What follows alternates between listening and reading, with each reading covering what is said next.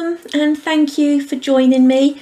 This is another one of my sort of little ad hoc videos where I'm just dropping by to say hello and update you on what I'm working on at the moment.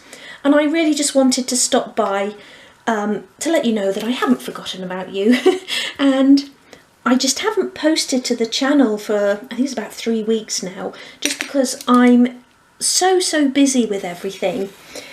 The sort of projects that I'm working on for YouTube are projects that are taking quite a while to complete, and obviously I don't want to put a tutorial on that isn't complete.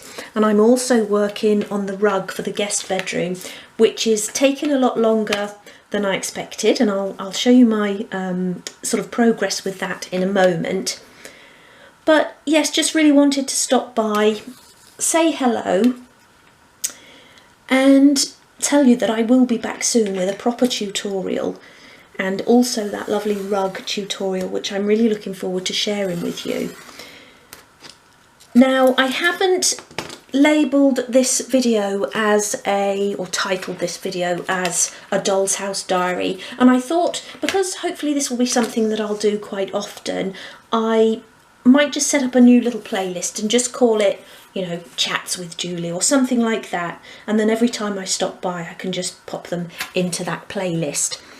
Because I thought, if you're following the Doll's House Diary and then I just sort of keep dropping by and just chatting about other things, then I don't want anybody to get frustrated because it's not actually part of that series. So I'll start doing all these separately from now on, and I hope you don't mind that. I hope you think that's a good idea. So what I'm actually doing here is just cutting some pieces just for a little unit that I'm building, just really because I felt like it. I don't know about you, but have you ever sort of had like the idea of a piece of furniture just pop into your head and you can't wait to build it? So I had an idea for sort of like a little storage cupboard, and I'll just cut this and I'll show you my sort of very basic design, but just a little sort of storage unit, going back to my sort of really old rustic sort of farmhouse style that I started off with, and I just couldn't wait to build it. So this isn't for a tutorial or anything, and I'll probably end up listing it in the shop, but this is it. So just a mesh door on one side, shelves on the other, and then some little sort of storage crates in there. And I'm going to do it in a lovely sort of blue paint, but make it look quite worn and aged. Really sort of couldn't wait to get on with this one. So I'm cutting pieces for that. Now the battery's just started flashing, so I'll change that and then I'll show you everything that I'm working on at the moment. So as well as my little storage unit, I'm working on a modern style sort of cabinet or sideboard for Patron, and this is going to have acetate doors, and I'm actually going to do something different with the doors. I'm going to do some sort of quite fancy mouldings on the doors, so really looking forward to carrying on with that. Now this is the wardrobe, which will be the triple wardrobe for my doll's house main bedroom, and for all of the pieces in the bedroom, you might remember I'm using that ivory paint. So I popped along to B&Q in the week and picked up 3 more of the ivory little sample pots. Now I don't remember if I told you last time, I was painting, I think, the little dressing table in the room using a pot that had been opened in my drawer, and the smell was just awful. I don't really know how to describe it. I suppose it was like sort of really strong, cheap vinegar, that sort of smell. So what I'm going to do this time is actually dispense them into another pot. So this had a tiny bit of paint left in it, and when I tipped it out, it had just sort of dried into a hard stone. So I cleaned the pot out and I'm going to dispense these 3 into it.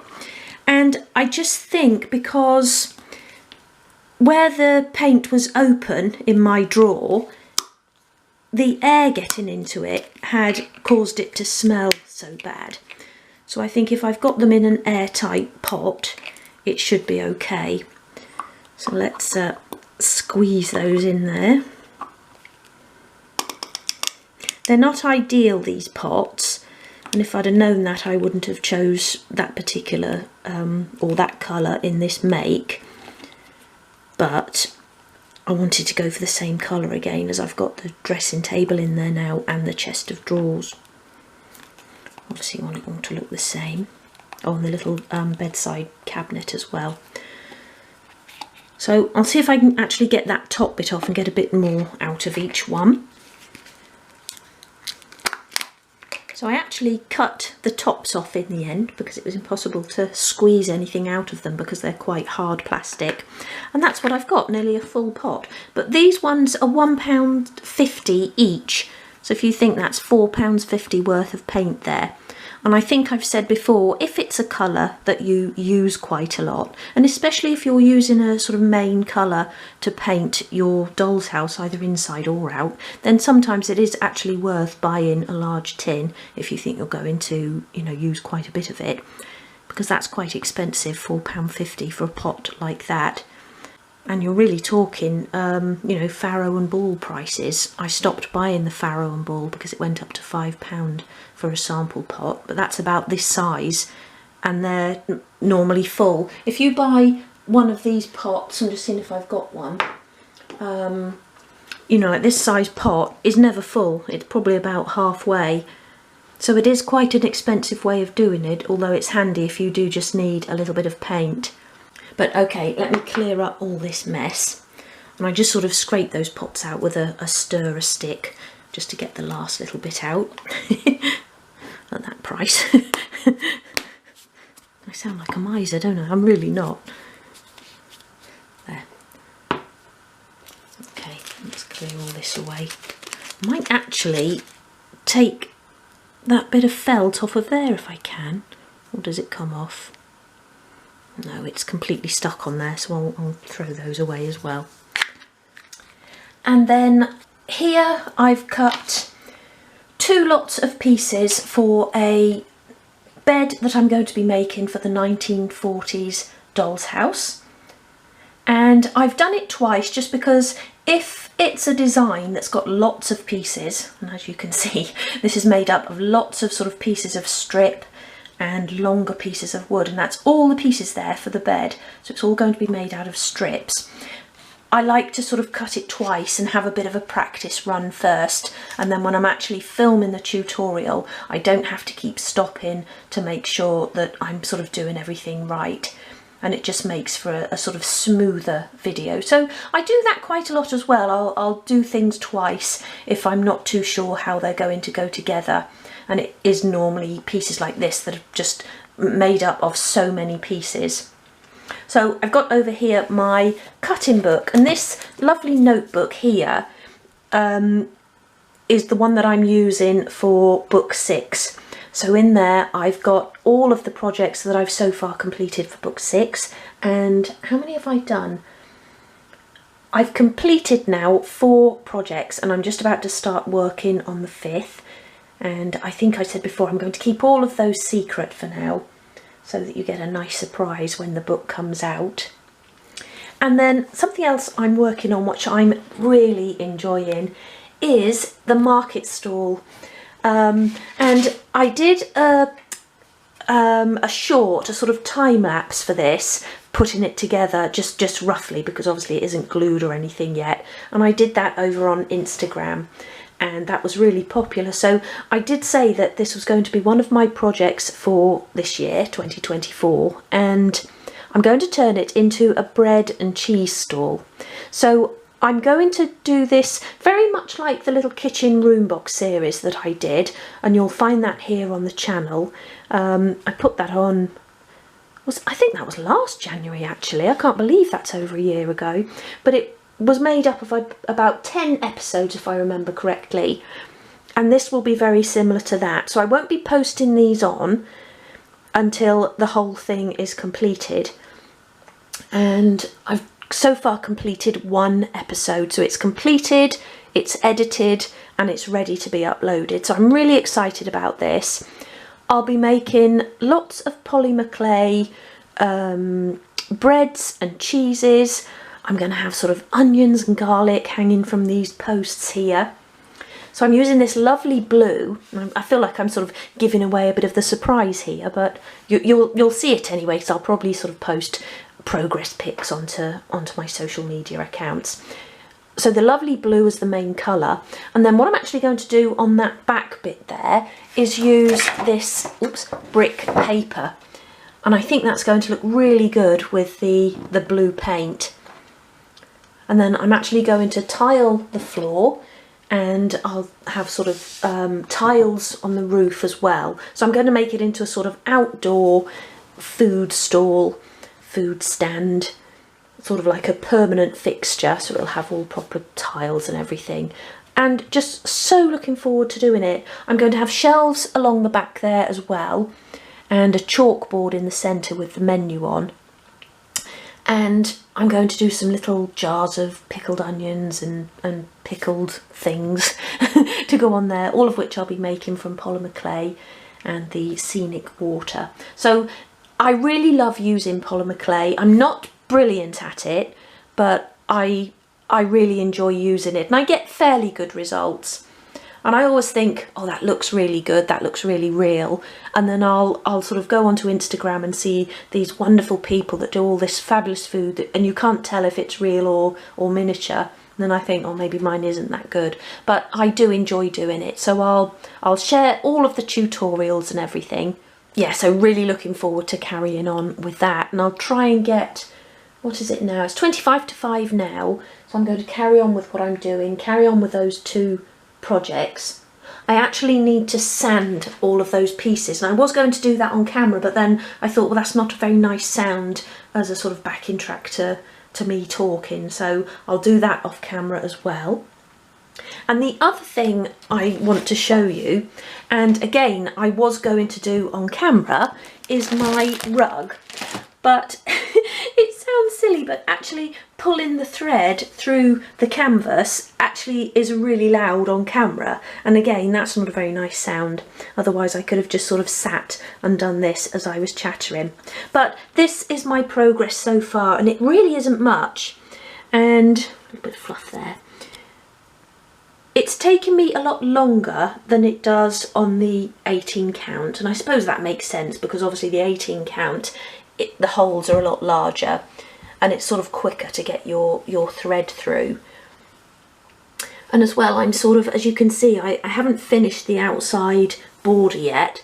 That's sort of 5 rows thick, but I've already started doing a sort of a bit of the white on the inside. I think you can just pick that up there on camera, and a little bit of the grey, and that's just because it takes so long to go around the outside edge that it can feel a little bit boring if you're just using the one colour.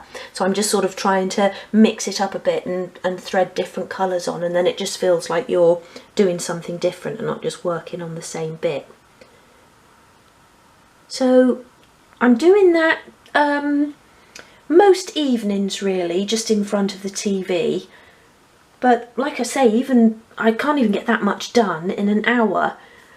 It just seems to be taking a lot longer than it did, like I say, on the other canvas. But what I do actually want to give you today, and I sort of said I'd be giving you a discount code for the Crewelwools.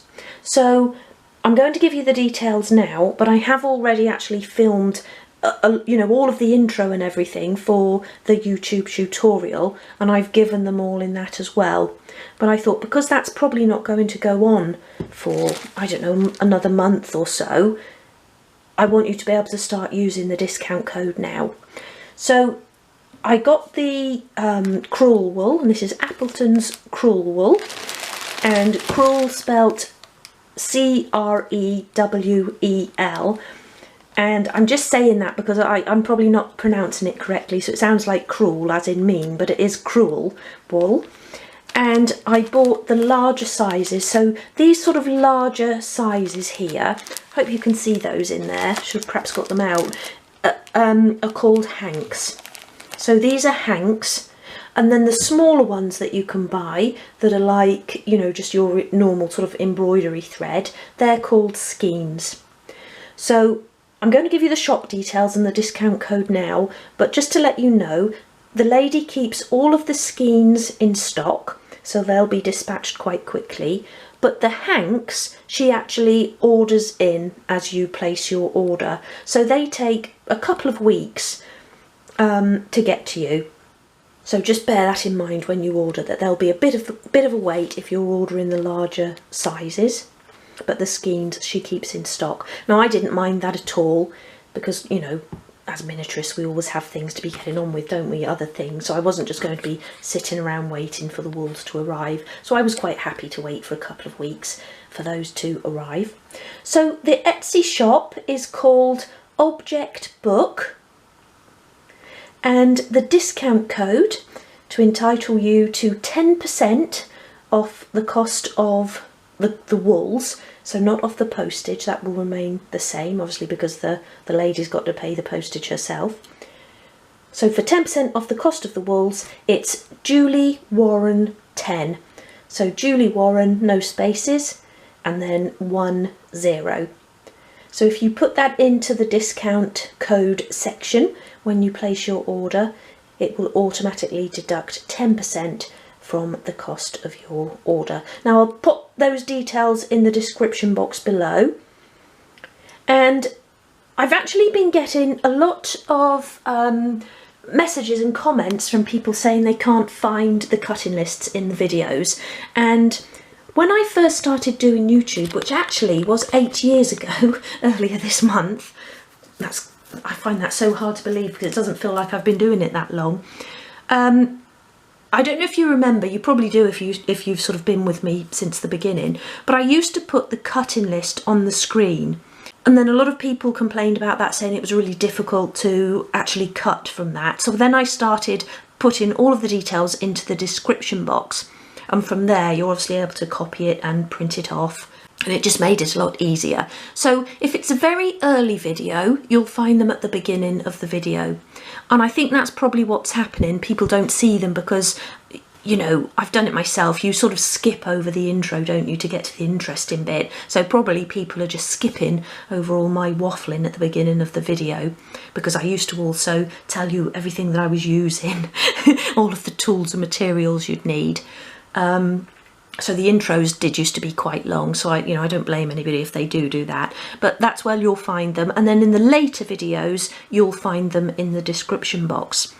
Now, depending on, you know, what you're actually watching on, you know, on your phone, on your tablet, on your iPad, on your computer, I think the description box is in a different place. But basically, if you have a look underneath the video, there should be like a little drop down arrow, and then that will open up the description box, and you'll see at the top of the description box is usually my links to my Patreon page, my Etsy shop, Facebook page, etc. So if you see those addresses, click on see more, and then that will open up the whole description box for you, and you'll find the cutting list there.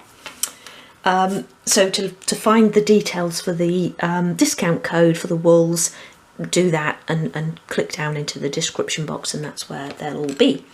So I do hope, you know, if you want any wools, you'll pop over there and utilise the discount. And I've never sort of offered a discount code before, so really excited that I'm able to do that now. And there's a lovely lady called Chloe over at Object Book. Yeah, so the other sort of thing that I'm still working on at the moment, and a thing again that isn't going to be a quick tutorial because I need to get the whole sort of blanket finished before I can post it on, is the poinsettia crocheted throw. And I made one in real size over Christmas, obviously for our living room, which was lovely actually. We just threw it over the back of the sofa and then watched all those lovely Christmas movies, those Hallmark movies under it over Christmas. It's now been sort of stored away at the top of the wardrobe. But I decided I'd make a miniature one as well, just because it turned out so nicely. So let me show you that as well. So that's this one here. And if I just pick one of those squares up and show you. That's the squares. And for the actual flower part there, I'm using a lovely variegated thread, which is this one. So it's like this lovely sort of red, black, deep red. And it's the DMC's Special Dentelles number 80 thread. and the code is 115. But obviously in the tutorial I'll give you all of the code numbers. In fact, I could give you them now, couldn't I? Because then if you wanted to order in time for the tutorial, then you could do that. So the yellow is 7, let's check that's the one, yeah. So the yellow is 743, and then the green, I'm not sure if that's 669 or 699. I'll check on that, that's the dark green. Then a white, which is just, it's just called white, or is it called blanc? I think it's just white or blanc, but obviously you'll need a white. And then for the outside edge, I'm using the 815, so just the plain sort of dark red. Now for the centre, the mixed flower, the green and the white, you'll need 1 ball. But for the outer edge, because I outline all the squares and then I go around again, use that to stitch them together and then do a border around the outside edge, you'll need 2 balls. So I would advise ordering those together, because look, I ordered a top-up ball, and I'm not sure if you're going to be able to pick that up on camera. In fact, looking through the lens you really can, but look at the difference in colour. So these are both 815, but they're obviously very, very slightly different shades. So if you ever need 2 balls for a particular job, I always advise ordering them at the same time. So what I'll actually do is I'll keep that newest one there for the outer edge, so the outer border. So you'll still be able to see a very slight difference once it's all made up, but at least it will look more intentional than having a few of the squares outlined in that. So I should be able to get all of the squares outlined in this one, and then I'll use that for the stitching and the border. So let me just check on that green, one moment. Yeah, I've got my little paper chart here that I made up years ago. Look how raggy it is now. And I used to have it stuck in the lid of my old box, but the tape's not even sticky anymore. So it's actually there. So the green is 699. Now, I no longer stock the crochet supplies on Etsy, and that's just because their fees now are so high, they've gone up to 21%. So if there isn't much of a profit margin in the, in the goods when you order them from your supplier, you're losing out. So you're actually you're paying people to buy stuff from you, and that doesn't work. So I'm no longer able to sell all the bits and pieces, but I always send people over to claireslace.co.uk. So that's Claire, C-L-A-I-R-E, and then S, claireslace.co.uk. And I'm pretty sure she's happy to send abroad as well. Another really lovely lady over there. She's been so helpful to me over the years. And we had a nice little setup going. She gave me as much discount as she could off the cottons, and I used to make, I think, pence a roll. But since they've put their fees up, it's just not worth doing it. And it's a shame, because I used to love selling the cottons, and I'd do like a big order, and she'd send them all in these lovely sort of little boxes of 10. And all the colours looked really lovely together, and I used to just love unpacking the order. I used to sell the scissors as well, these and the gold ones as well, and these are actually platinum ones, these coloured ones. But Claire's Lace supplies all of those as well, and the hooks. And for this throw I'm using a 0.5mm hook, and that's a number 22. So if, like I say, if you wanted to order the supplies before the tutorial's up, then you'll be ready when it appears. But yeah, luckily I've got, as you can see, a lot of cottons in stock at the moment, and I'm forever sort of making up little squares when I sort of put cottons down next to each other, and I think, oh, they look really nice together, and then I sort of make up a little square. Look at this lovely sort of coral colour. Isn't that lovely? And that looks really nice with the greens. It's such good fun, I think, to sort of put all the colours together. And then what I've actually done, because this sort of little tray that's my current work was getting a little bit messy, I've just started putting them into these little bags. So each throw I'm working on is in a little bag. That's actually for my craft room. I'm going to have a little throw over the back of the chair. But as you can see, I've only done, what, 4 or 5 squares for that. A mixed one here with a white border. And then I'm doing like a patchwork one there, so squares made up of 1, 2, 3 and 4 colours, and they always look really nice as well. Now I'm working on a black throw, a black bordered throw, but now I have to wear glasses.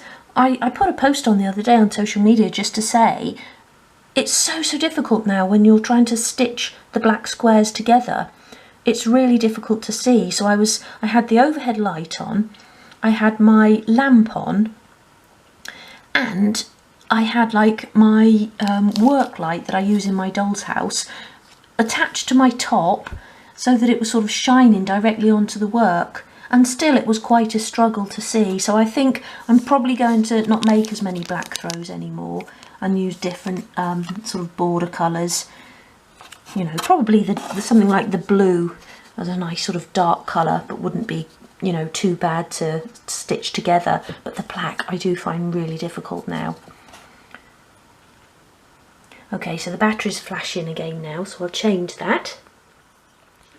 Okay, so just a couple of other things to tell you and then I'll let you go.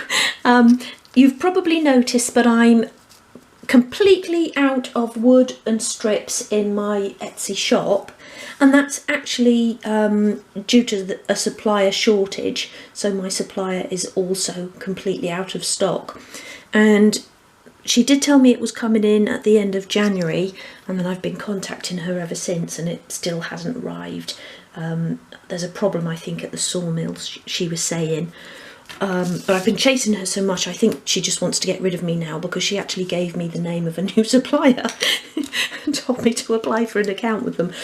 So I've got to do that, and I'll see then if I can get some more wood in. So do sort of bear with me. I know there's other places you can get it from, but if you are able to wait, then I will be getting some wood back into stock.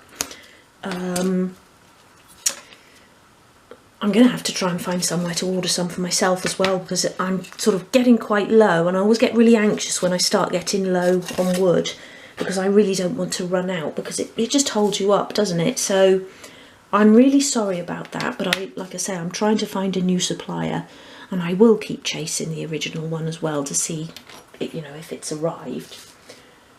And the other thing as well, I've been a little bit low on hardware and things like that on Etsy, but I have had a delivery today. A massive big box just turned up, because I've also ordered some roofing sheets in for a lady who asked for a particular product, and I'm always happy to try and find things if there's anything in particular you're looking for. So I'll try and get all that on in the morning.